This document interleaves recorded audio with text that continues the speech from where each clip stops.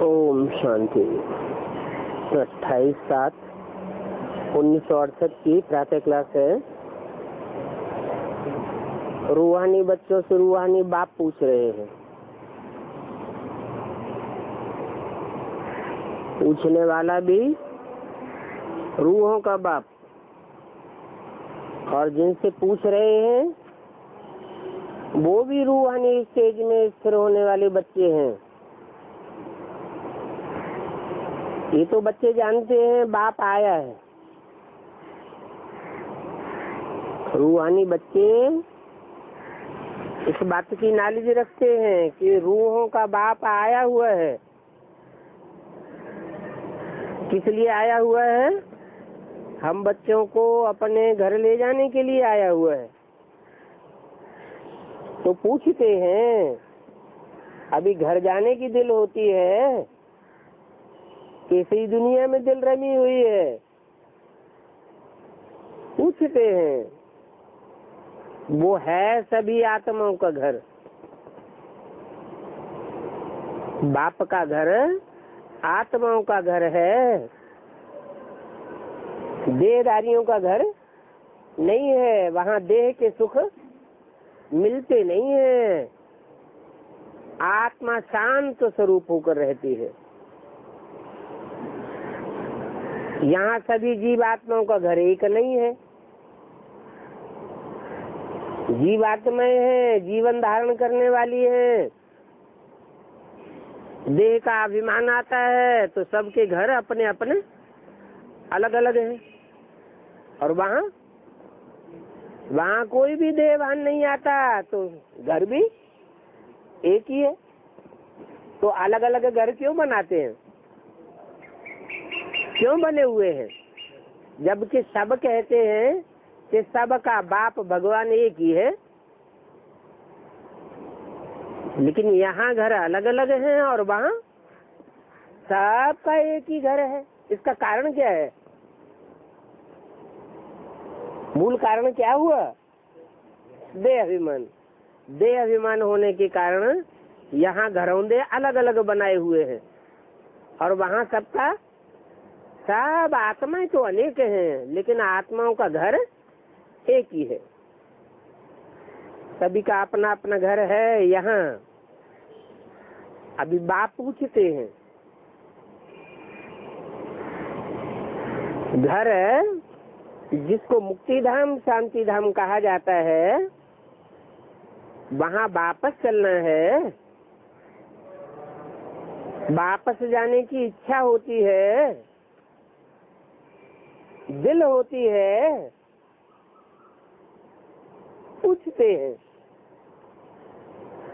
ये तो समझते हो कि बाबा आया हुआ है हमारे निमंत्रण पर। हमने ही निमंत्रण देकर के बुलाया है। 63 जन्म बुलाते रहे ना। बुलाया है बाप को, हमको घर अर्थात शांति धाम में ले चलो। इतने जन्म बुलाया, अभी मैं आया हुआ हूँ तो घर जाने की दिल होती है।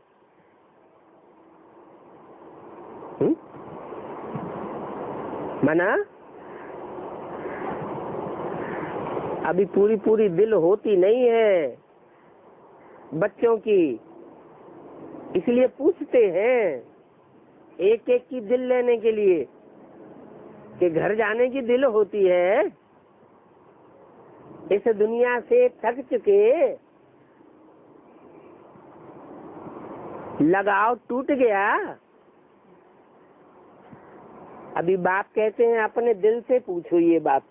अच्छा, हमको नहीं बताते, ना बताओ, लेकिन अपने दिल से पूछो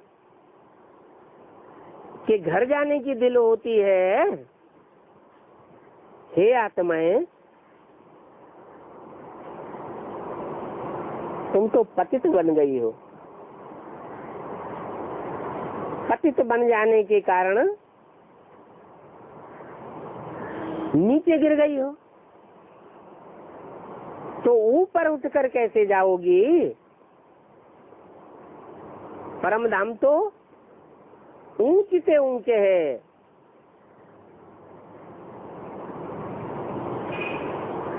तो वहां ऊपर जाने के लिए, ऐसी ऊंची स्टेज में जाने के लिए जहां बाप का घर ऊंचे से ऊंचे है,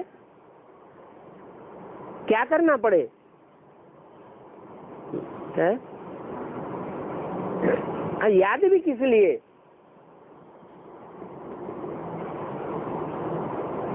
यहाँ आत्मा पतित बन गई है। पतित बन जाने के कारण ऊपर उड़ नहीं सकती, जा नहीं सकती। तो बाप के घर जाने के लिए पावन जरूर बनना पड़े। पावन बनेंगे तो ऑटोमेटिक आत्मा ऊपर उड़ेगी। ये तो जानते हो, अभी घर चलना तो है, और तो कोई बात नहीं कहते हैं। भक्ति मार्ग में तुमने इतना समय 63 जन्म पुरुषार्थ किया है, किसके लिए किया है? इस दुनिया से, इस दुनिया के दुखों से मुक्ति पाने के लिए पुरुषार्थ किया है। तो अभी बाप पूछते हैं, कहो घर चलने का विचार है? विचार है? बच्चे कहते हैं बाबा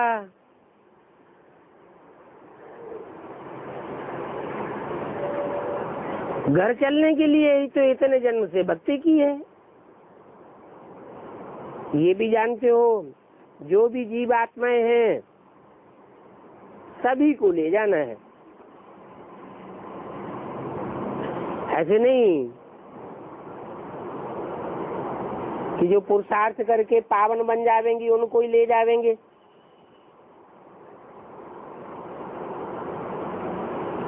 अपने पुरुषार्थ से पावन बने या न बने, लेकिन वापस तो सभी को ले जावेंगे। परंतु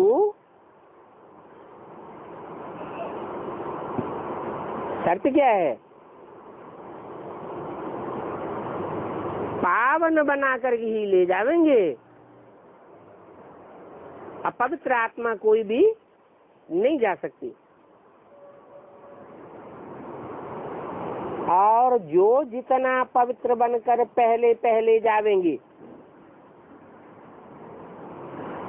पहले पहले नई दुनिया में आवेंगे।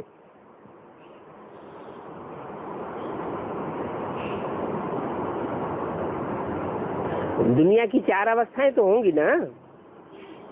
सतो प्रधान दुनिया ज्यादा सुख वाली, सामान्य सुख वाली, सतो सामान्य, रजो प्रधान दुनिया और तमो प्रधान दुनिया। तो जो जितना पवित्र बन करके जावेंगे उससे फायदा क्या होगा?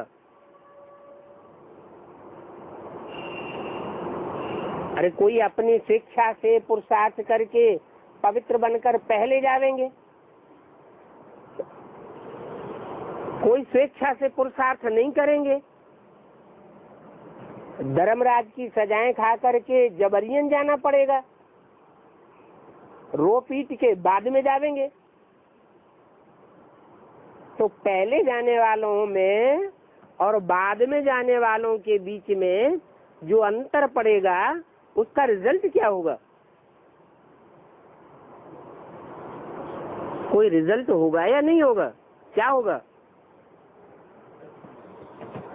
जो पहले जावेंगे वो पहले नई सतो प्रधान दुनिया का सुख भोगेंगे, और जो बाद में जावेंगे वो दुनिया तमो प्रधान होती जाएगी, और जितना बाद में जावेंगे उतना तमो प्रधान दुनिया का दुख झेलना पड़ेगा। सुख कम और दुख जास्ती। तो ये तो जानते हो। कि अपवित्र आत्माएं तो वहां घर में जा ही नहीं सकती, वहां रह ही नहीं सकती। अभी देखो 400-500 करोड़ हैं मनुष्य आत्माएं, 68 की वाणी है ना, 400-500 करोड़ मनुष्य आत्माएं हैं, तो सभी को घर तो जरूर जाना है, क्योंकि असल में तो तुम अपने घर के रहने वाले हो। यहाँ तो तुमने ये नकली रूप धारण किए हैं थोड़े समय के लिए। असली तुम्हारा जो घर है वो तो शांति धाम है, उसको वानप्रस्थ कहा जाता है। वहां कोई भी प्रकार की तुम्हारे द्वारा वाणी नहीं चलती है, वाणी से परे स्टेज में तुम रहते हो। परंतु वहां वाणी से परे की स्टेज में जाने के लिए आत्माओं को पावन बन करके ही जाना पड़ता है। बस है कितनी सहज बात, वो है पावन शांति धाम आत्माओं का, उसे कहते हैं शांति धाम। फिर वो है पावन सुख धाम, उसको आत्माओं का नहीं कहेंगे, जीव आत्माओं का घर कहेंगे। क्या? जीव आत्माओं के दो ठिकाने हैं, या तो सुखधाम और या तो दुखधाम। ये पतित दुखधाम है तुम जीवात्माओं का, तो इसमें मुझने की कोई बात नहीं है। किस बात की मुझन?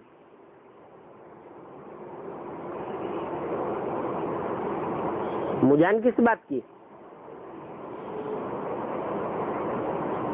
कि हम जीवात्माएं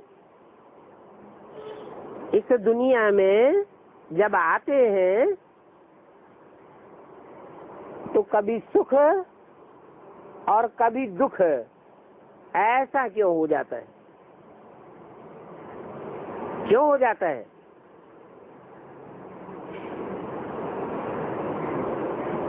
देह का भान ज्यों ज्यों बढ़ता जाता है त्यों त्यों दुख बढ़ता जाता है।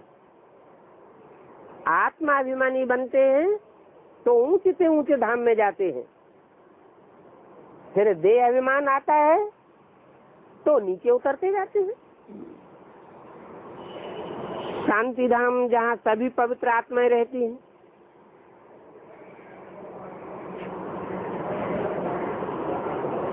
सुखधाम में सभी पवित्र आत्माएं नहीं रहती हैं। क्यों? जब शांति धाम में पवित्र आत्माएं सब रहती हैं तो सुखधाम में पवित्र आत्माओं को रहना चाहिए ना, क्यों नहीं रहती? सुखधाम में वो ही पवित्र आत्माएं रहती हैं जिन्होंने स्वेच्छा से पुरुषार्थ किया है बाप की याद का और बाप की याद से पवित्र बनने का। जितनी सजाएं खाती हैं उतना दुख की दुनिया में नीचे उतरती रहती है। शांति धाम है आत्माओं की पवित्र दुनिया, वॉइसलेस इन कॉर्पोरियल वर्ल्ड है।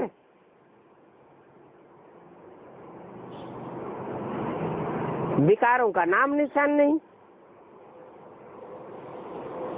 क्योंकि निराकार है।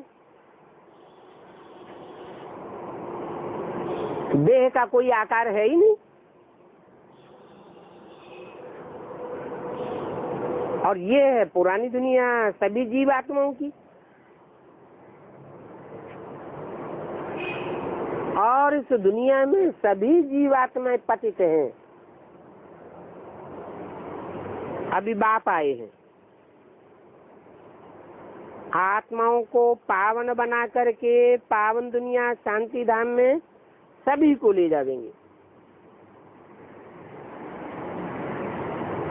इस बात में कोई भी प्रकार का विचार नहीं करना है,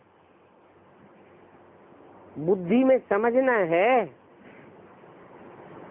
कि हम आत्माओं का बाप आया हुआ है।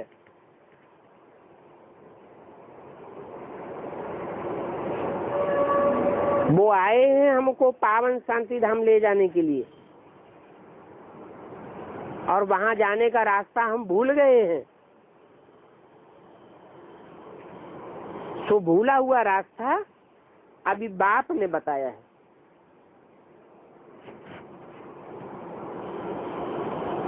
और हर कल्प आकर के ऐसे ही कहता हूँ, हे बच्चों, मुझे अपने बाप को याद करो।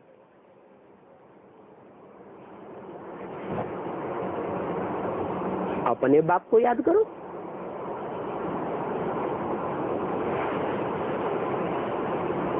आत्माओं का कोई पराया बाप भी है?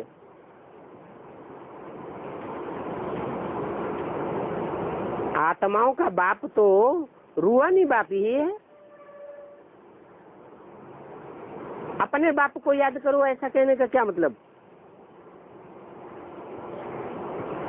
चाहे किसी भी धर्म में कन्वर्ट होने वाली आत्मा हो, परंतु उस आत्मा का अपना अपन जो सदैव रखने वाला बाप है वो सिर्फ गॉड फादर ही है।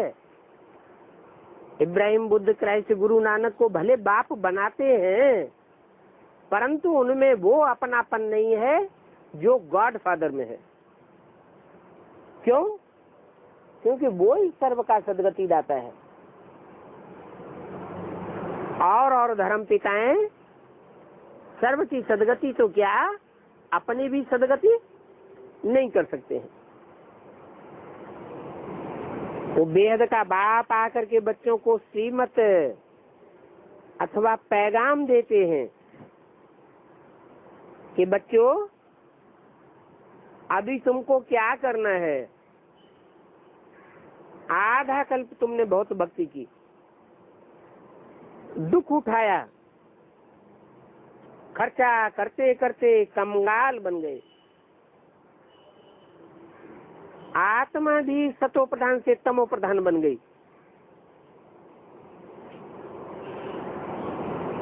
भी क्यों लगा दिया?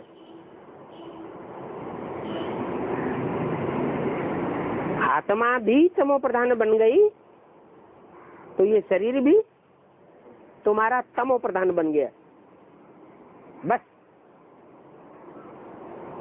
ये थोड़ी सी बात तुम्हारे समझने की है।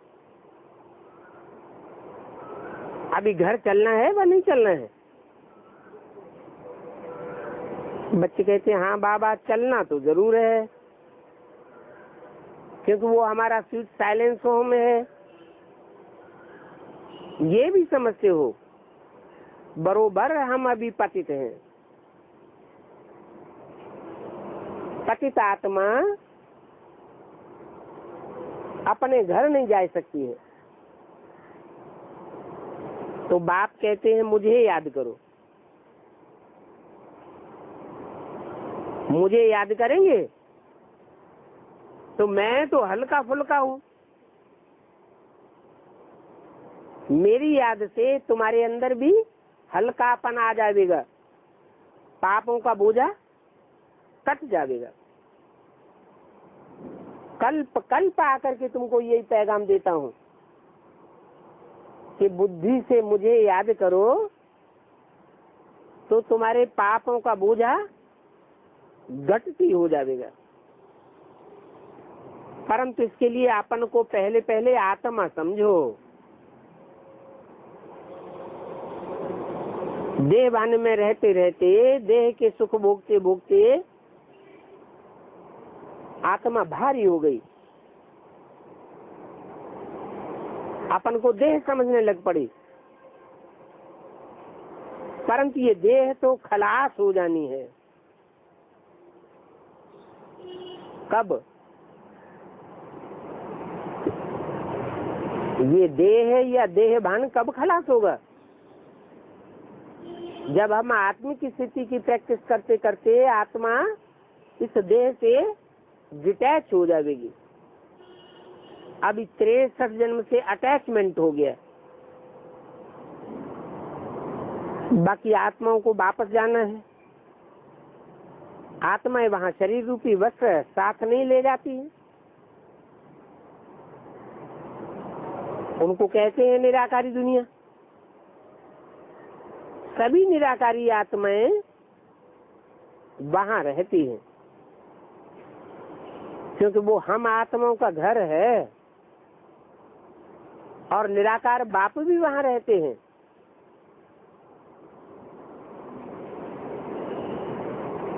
तो कोई अंतर है या नहीं? वहां हम आत्माएं भी रहती हैं, वहां निराकारी बाप भी रहते हैं। तो जो रहने का सिस्टम है वहां, उसमें कोई अंतर है या नहीं है?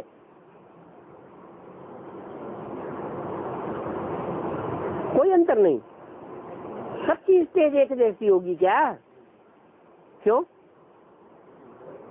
ऊपर नीचे क्यों? जब सब निराकारी स्टेज में हैं, किसी को देह का भान तो है नहीं, देह भान से सब परे हैं, तो फिर ऊपर नीचे क्यों? एक जैसी स्टेज में क्यों नहीं रहेंगी? है? हाँ, कोई आत्माएं देह ध्यान को त्यागने में बहुत एक्सपर्ट तीखी है, और कोई देह भान को त्यागने में धीमी गति से पुरुषार्थ करने वाली है।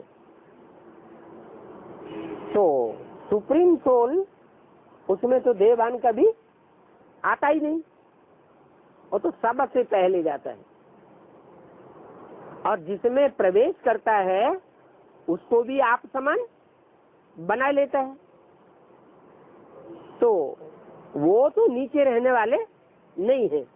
फिर बाकी जो भी आत्माएं हैं वो नंबरवार पुरुषार्थ अनुसार, जो जितना देवभान को त्यागने में जितना अलर्ट रहती है, बाप की श्रीमत को फॉलो करती है, उतना उतना उनका वहाँ स्टेज ऊंची रहती है। ऊंची रहने का मतलब क्या हुआ? ऊंची रहने का मतलब वहाँ ऊंचा नीचा कुछ नहीं है। पृथ्वी गोल है, गोल पृथ्वी के ऊपर वायुमंडल है, चारों तरफ वायुमंडल के ऊपर स्पेस है, स्पेस से परे परमधाम है। तो कोई ऊपर नीचे की बात है क्या?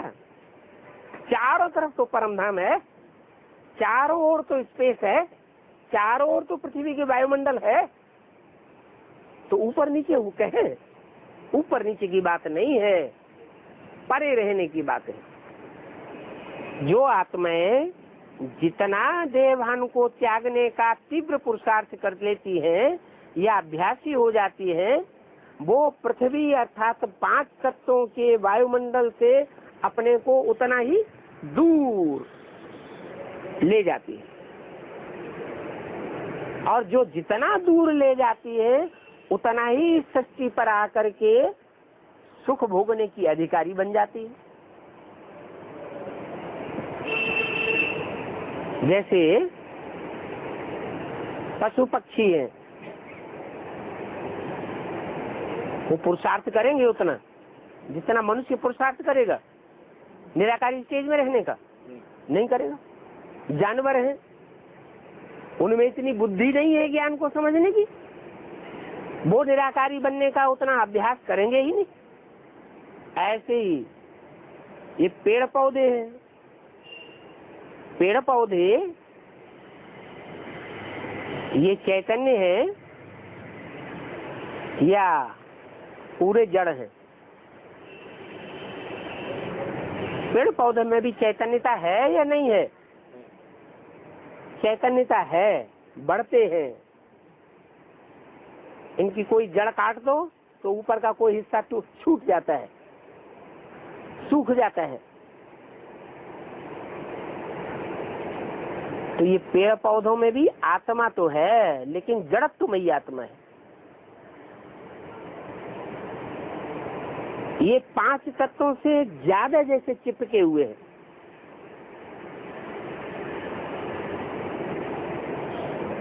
तो जो भी आत्माएं हैं,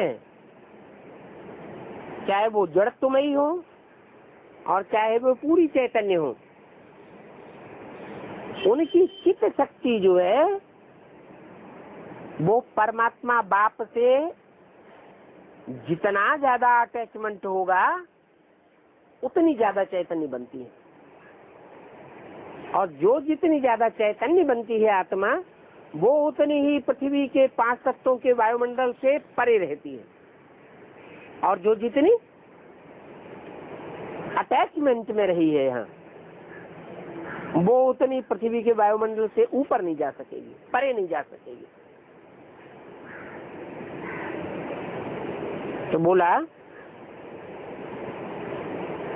निराकारी आत्माएं निराकारी दुनिया में वापस तो जाती है, परंतु नंबरवार स्टेज धारण करती है। बाप आते हैं इस साकारी दुनिया में सबसे पिछाड़ी में, क्योंकि उनको सभी को वापस ले जाना है। एक भी पतित आत्मा इस दुनिया में रह नहीं सकती है।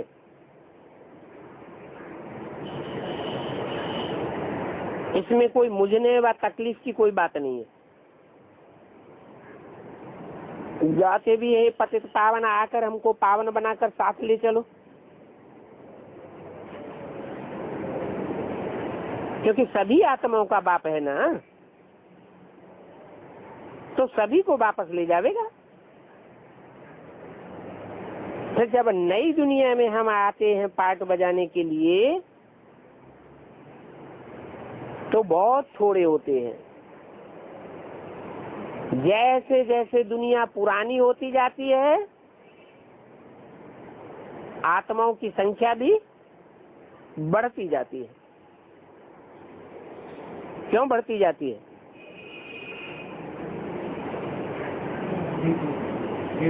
हाँ, कुछ आत्माएं हैं ऐसी जो देहभान को तीव्रता से पकड़ती है, कुछ आत्माएं हैं देहभान को धीमी धीमी गति से पकड़ती हैं। भले देहभान की दुनिया में आती तो हैं, पार्ट तो बजाती हैं, परंतु सबका मादा अपना अपना अलग अलग है। तो बोला कि नई दुनिया में जब हम आत्माएं आती हैं तो बहुत थोड़े होते हैं। माना नई दुनिया का सुख भोगने वाली आत्माओं की संख्या बहुत कम है। बाकी इतने करोड़ आत्माएं जो अभी इस दुनिया में हैं, वो कहाँ रहेंगी? नई दुनिया में तो बहुत थोड़े आएंगे, बाकी परमधाम में पड़ी रहती है। तो इसके लिए 84 के चक्र को समझाना पड़ता है कि कोई आत्मा कम पार्ट बजाने वाली है और कोई आत्मा 84 के चक्र में जास्ती पार्ट बजाने वाली है। ये झाड़ अनेक धर्मों का वैरायटी झाड़ है।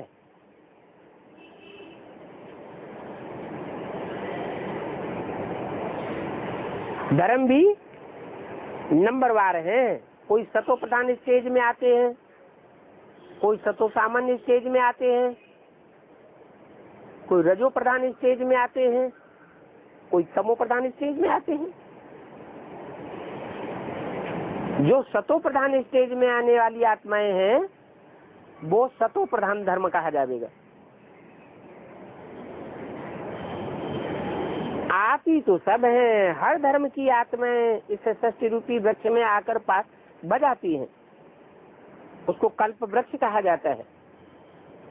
उनकी पूरी आयु 5000 वर्ष है, और ये 5000 वर्ष का हिसाब भी बाप ने बताया है। और कोई भी विचारक, कोई भी धर्मपिता, कोई भी महात्मा गुरु ये बात बता ही नहीं सका कि ये दुनिया की आयु कितनी है। शास्त्रों में तो लिख दिया लाखों वर्ष। बाप कहते हैं ये तो हो ही नहीं सकता। इसका पक्का प्रूफ ये है कि आदमी के ऊपर जब दुख पड़ता है तब वो एक एक दिन गिनना शुरू करता है।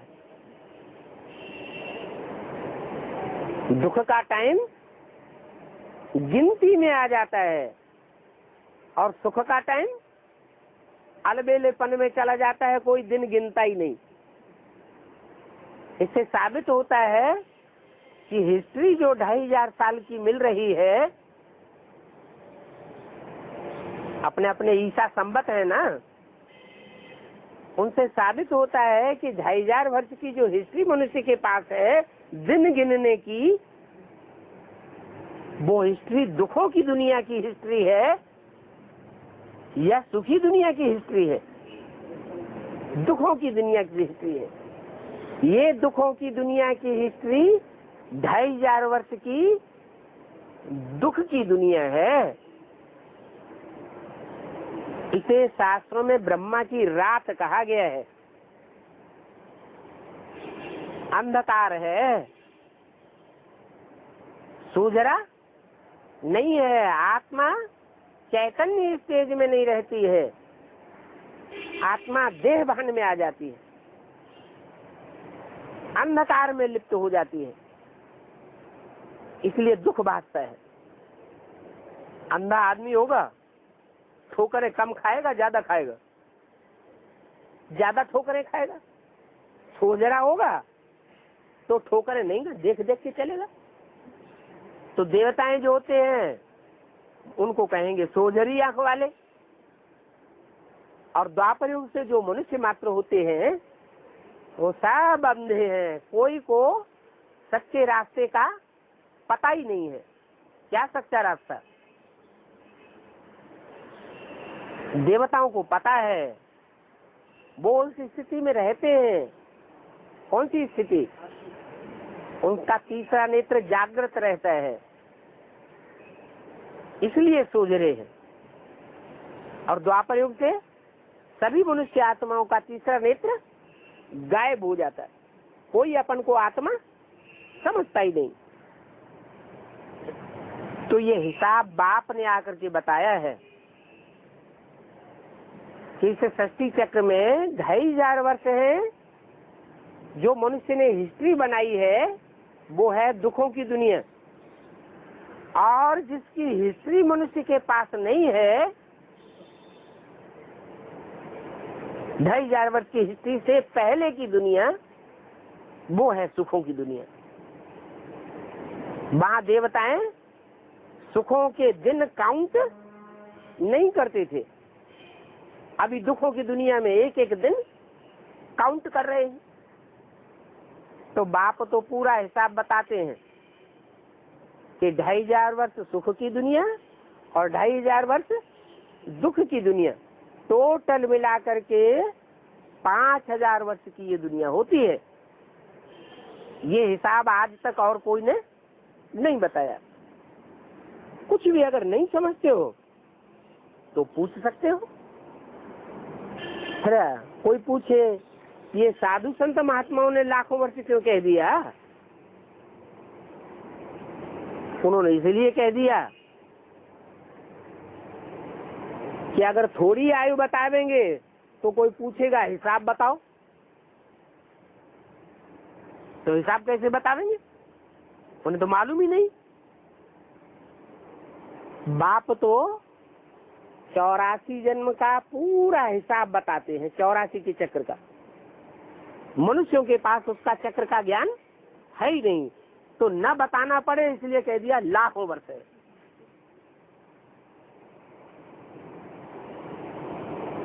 तो बाप कहते हैं कुछ नहीं समझते हो तो बल पूछो। बाबा हर 5000 वर्ष बाद आते हैं। कोई कहे हम ये बात कैसे माने कि बाबा 5000 वर्ष के बाद आते हैं? तो षष्ठी का ड्यूरेशन तो समझ में आ गया ना। जैसे 12 घंटे का दिन होता है तो 12 घंटे की रात भी होती है। ऐसे ही षष्ठी चक्र में आधा है दुख और आधा है सुख, दोनों मिलाकर जो 5,000 वर्ष का ड्यूरेशन हुआ, उसमें और धर्म पिताएं भी आते हैं, लेकिन वो नई षष्ठी रूपी मकान नहीं बनाते हैं। और मैं जब आता हूँ तो नई षष्ठी रूपी मकान बनाता हूँ, पुराने मकान को तोड़ता हूँ। तो समझ सकते हैं कि वो कौन सा टाइम हो सकता है। सतयुग में तो मेरे को आने की दरकार नहीं, वह तो बहुत सुख रहता है। त्रेता में भी सामान्यतः सुख रहता है, दुख नहीं होता है। द्वापर में थोड़ा दुख होता है और ज्यादा सुख है। कलयुग ऐसा है जहाँ दुख ही दुख है। कलयुग अंत में, घोर कलयुग में सब दुखी हो जाते हैं। जब सब दुखी हो जाते हैं, कोई भी आत्मा सुखी नहीं रहती, तब मैं आता हूँ। तो ये हिसाब भी बताते हैं। कोई पूछे कि कैसे माने कि 5,000 वर्ष के बाद आते हैं, तो मानना पड़ेगा ना। मकान, कोई भी माँ बाप अपने बच्चों के लिए मकान कब बनाते हैं? जब मकान पूरा टूट फूट जाता है, उसमें रहने की कोई गुंजाइश नहीं रहती है, तभी तो बनाते हैं। ये भी बेहद का बाप है। ये बेहद की मनुष्य षष्ठी रूपी मकान है।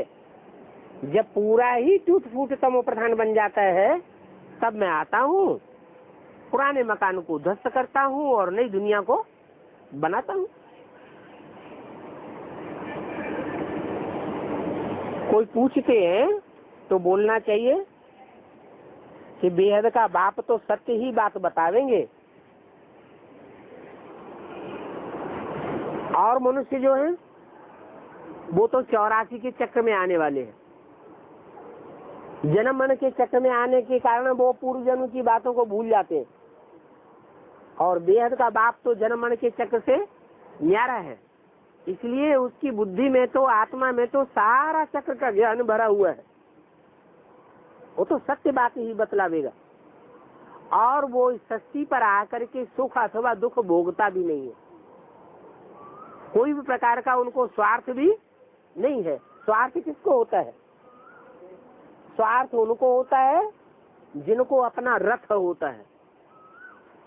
जो आत्माएं रथ में बंधी हुई हैं, उनको स्वार्थ हो सकता है। देवताओं को भी स्वार्थ हो सकता है, मनुष्यों को भी स्वार्थ हो सकता है, धर्म पिताओं को भी स्वार्थ हो सकता है। जानवर पशु पक्षी तो स्वार्थी होते ही हैं, सब स्वार्थी हैं। एक बाप ही ऐसा है जो जन्म मरण के चक्र में न आने के कारण स्वार्थ ही नहीं है, इसलिए उसको झूठ बोलने की दरकार नहीं है। झूठ कौन बोलते हैं?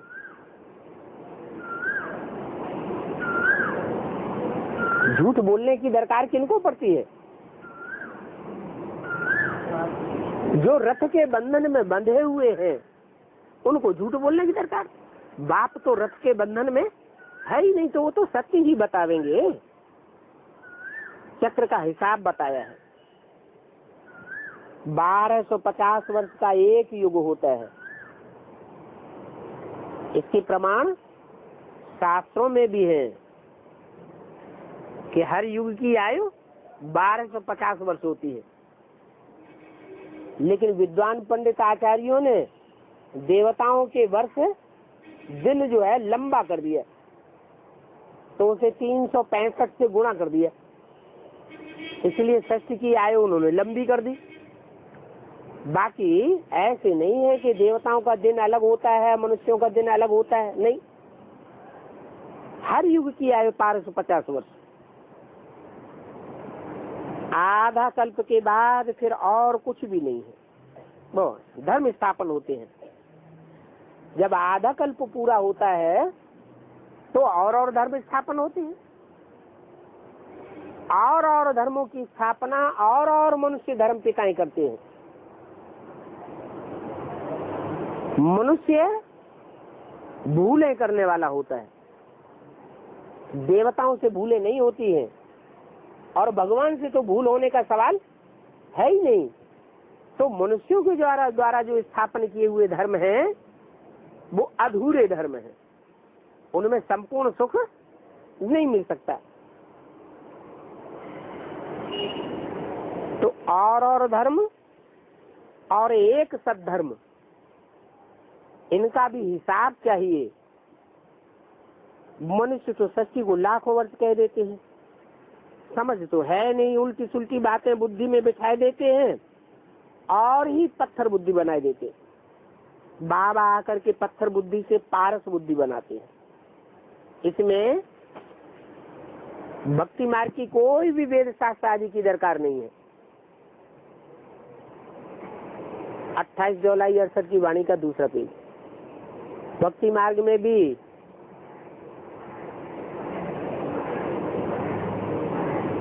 कितना घोटाला कर दिया है। इस कल्प के संगम पर बाप आकर के दैवी राजधानी और सारी रचना के आदि मध्यंत का ज्ञान सुनाते,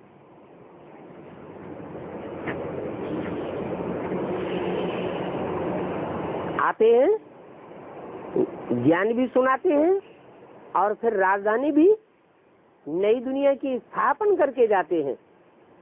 राजधानी का मतलब क्या हुआ? राजधानी में तो नीचे से लेकर के ऊंच पद पाने वाले कौन कौन होने चाहिए, उनकी क्या योग्यता होनी चाहिए, वो सब दिखाया जाता है। होने चाहिए तो आकर के नई दुनिया की स्थापना करता हूँ, पुरानी दुनिया खत्म हो जाती है। पहले क्या होता है? पहले पुरानी दुनिया खत्म करते हैं या नई दुनिया की स्थापना करते हैं? राजधानी स्थापन करते हैं या पुरानी दुनिया खलास करते हैं? पुरानी दुनिया की ढेर राजधानियां हैं, कैपिटल्स हैं। जितने देश, जितने दुनिया में राज्य, उतनी कैपिटल्स। तो ये सब कैपिटल्स पहले विनाश होंगी या नई दुनिया की कैपिटल पहले स्थापन होगी? क्या काम पहले होगा? नई दुनिया की कैपिटल पहले स्थापन होती है और बाद में पुरानी दुनिया की सब जितने भी कैपिटल्स हैं वो सब चलने लग पड़ती हैं। ये ड्रामा का प्लान है, नई से पुरानी, फिर पुरानी से नई बनती ही है। इस दुनिया के 4 भाग पूरे हैं जिसको स्वास्तिका में दिखाया जाता है, परंतु समझते कुछ भी नहीं है। स्वास्तिका बनाए करके कह देते हैं गणेशाय नमः, अर्थ कुछ भी नहीं।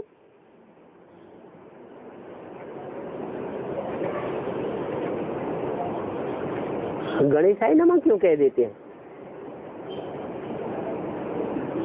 गणेश का अर्थ क्या है? गण का अर्थ है देवगण, देवताओं का समूह, और ईश का अर्थ है उनका स्वामी। तो देवताओं का स्वामी कौन है?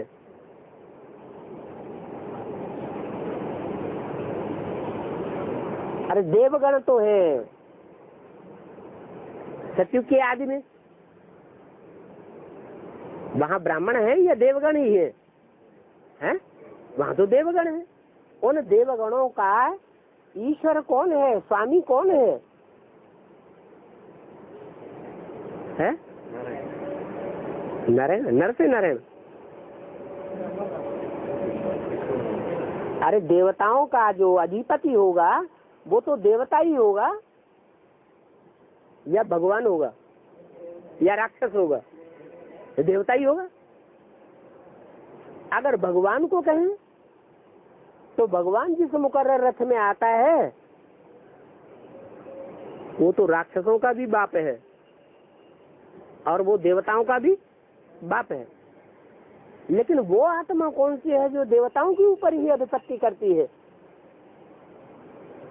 राक्षसों के ऊपर अधिपत्य नहीं करती? वो कौन है?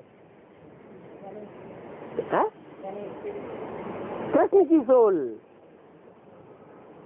कृष्ण की जो आत्मा है वो सभी देवताओं का अधिपति है। पहला पत्ता कौन है सतयुग का? कृष्ण वाली सोल। तो कृष्ण वाली सोल ही द्वापर के आदि में गणपति नहीं कही जाती है, क्योंकि वहां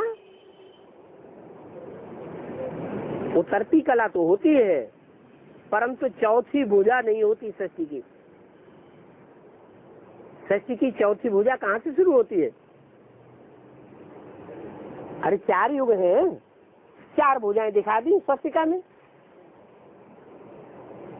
तो गणेश को 4 भुजाएं दिखाते हैं या 3 दिखाते हैं? 4 भुजाएं दिखा, तो चौथी भुजा जब तक शुरू न हो तब तक गणेश का चित्र ही अधूरा है। तो जब द्वापर खलास होता है, कलयुग शुरू होता है, तब चौथी भुजा की शुरुआत है। माने 4 हिस्सों में सारी षष्ठी बट जाती है। ये गणेश का रूप है। गण ईश, गण कहते हैं संगठन, देवताओं का संगठन, देवगण और उनका स्वामित्व करने वाली आत्मा। वो कलयुग में आने के बाद जानवरियत का रूप धारण कर लेती है। इसलिए जानवर को भी उन्होंने भगवान बनाई दिया, देवता बनाई दिया। वास्तव में भगवान कोई जानवर होता नहीं है और जानवर में आता भी नहीं है। हनुमान की पूजा, गणेश की पूजा कौन सी युग में शुरू होती है? कलयुग में शुरू होती है। तो बोला गणेशाय नमः कहते हैं, अर्थ कुछ भी नहीं। अब सूंड वाला गणेश तो कोई होता ही नहीं है। देवगणों का स्वामी वो सूंड वाला कैसे होगा? सूंड क्यों दिखाई है?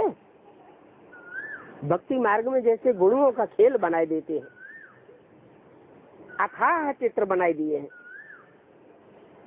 दीपमाला पर खास दुकान निकालते हैं, काई की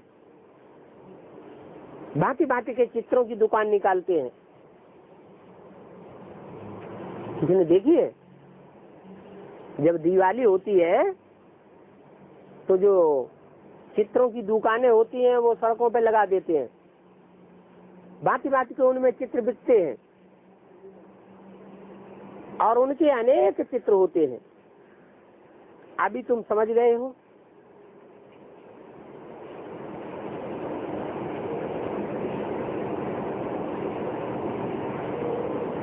कि वास्तव में एक ही चित्र होना चाहिए शिव बाबा का। अनेक चित्रों में बुद्धि जाने से द्विविचारी बुद्धि बन जाते हैं।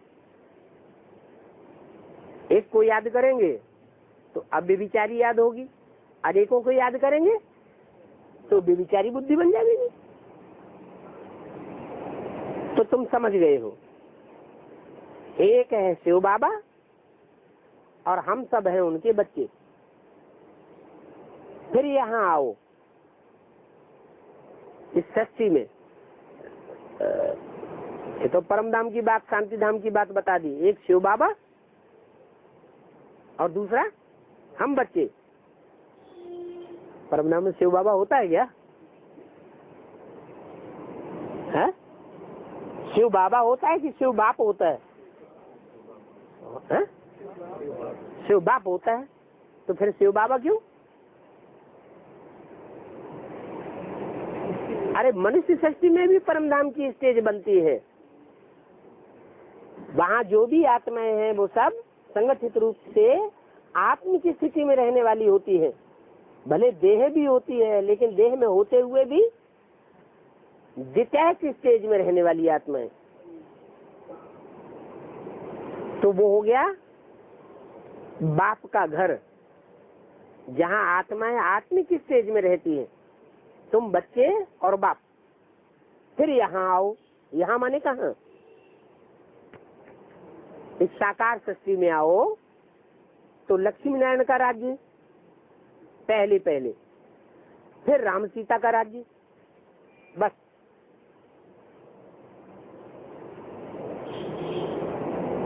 यह हुआ सत्य बाप की रचना। बाकी द्वापर जब शुरू होता है तो ढेर के ढेर द्वैतवादी धर्म पिताएं आते हैं और धर्म स्थापना होते हैं। परंतु तुम बच्चों का इन अनेक धर्मों से कोई कनेक्शन नहीं है। कनेक्शन नहीं है। अगर कनेक्शन नहीं है तो दूसरे धर्मों की जनसंख्या कहाँ से बढ़ गई? पहले तो दुनिया में देवी देवता सनातन धर्म की आत्माएं ही थी, दूसरे धर्म के कोई लोग थे ही नहीं। फिर उनसे अगर कनेक्शन नहीं है दूसरे धर्म वालों से, तो और धर्मों की जनसंख्या बढ़ गई और हमारा धर्म जो है लोप हो गया। ऐसा क्यों हुआ? कनेक्शन है या नहीं है? कनेक्शन है, लेकिन जो बाप के सौतेले बच्चे हैं, मातेले बच्चे नहीं हैं। आधी बातें बाप की मानते हैं और आधी बातें और धर्म पिताओं की मान लेते हैं। आज बाप के बनते हैं और कल औरों के बन जाते हैं। इस तरह के जो भारतवासी बच्चे हैं वो और धर्मों में कन्वर्ट होकर के दूसरे धर्मों की संख्या बढ़ाए देते हैं और भारतवासियों की संख्या कम हो जाती है। तो तुम बच्चों का और धर्मों से कनेक्शन नहीं है, इस बात का क्या मतलब हुआ? कि तुम बच्चे जो और धर्मों में कन्वर्ट नहीं होते हो, जिनका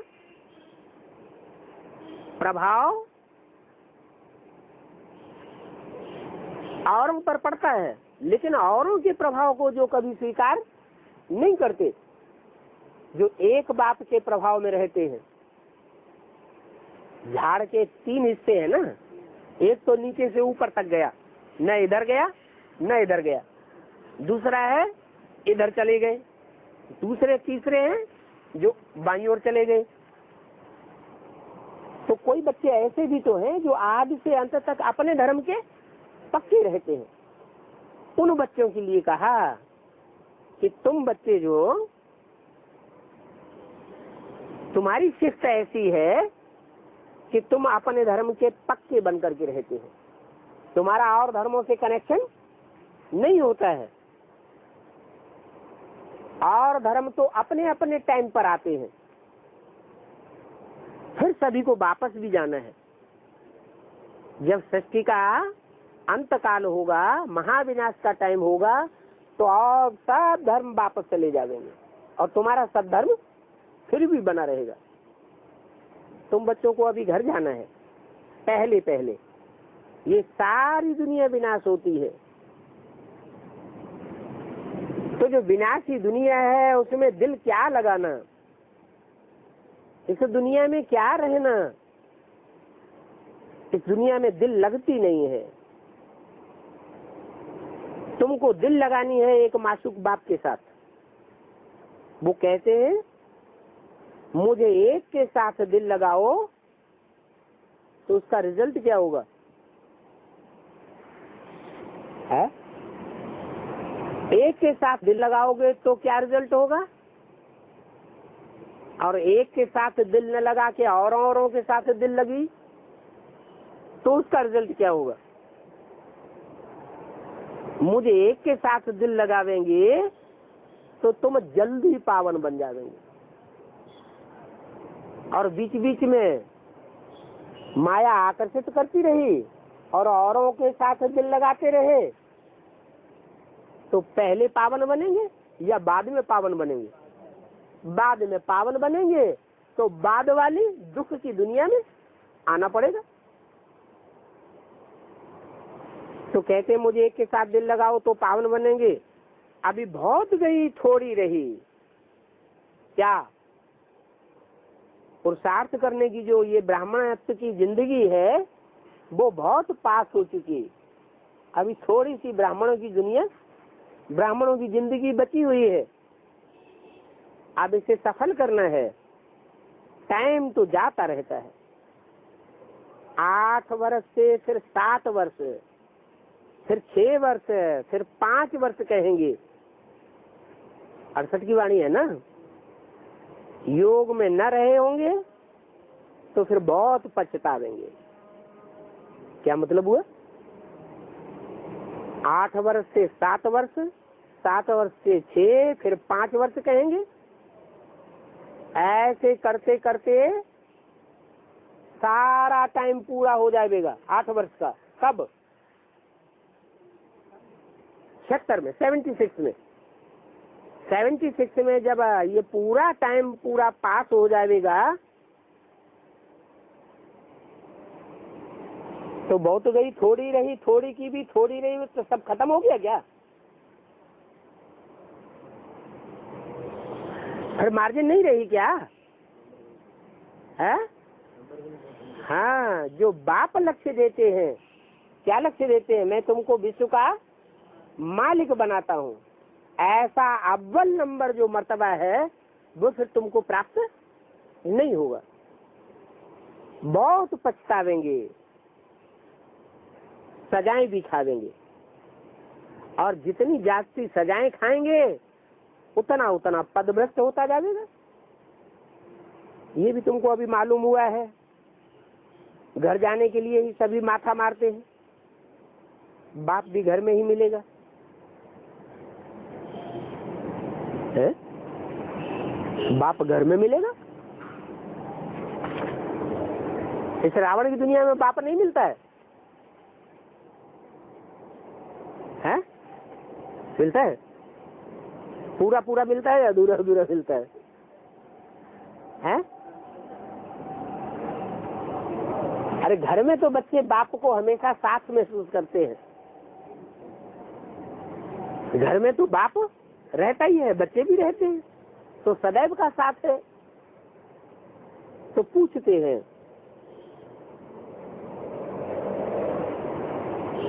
बताते हैं कि घर में ही बाप मिलेगा।